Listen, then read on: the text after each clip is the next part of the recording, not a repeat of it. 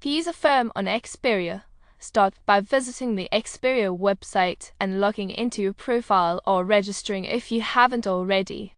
The website features a language changer, property options, port, trips, and profile settings at the top of the screen with a search bar in the middle.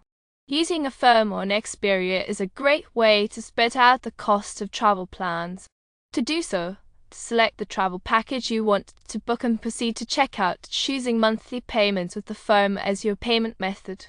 You can browse stays, flights, cars, and packages, and then you'll be redirected to the firm's website. If you don't have a Affirm account, you'll need to create one by providing your information. The firm will perform a soft credit check to determine your eligibility, and you can set up autopay through the app or website for convenience.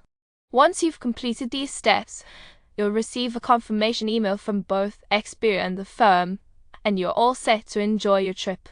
This process allows you to easily manage your travel expenses, and with the firm's payment options, you can make your trip more affordable.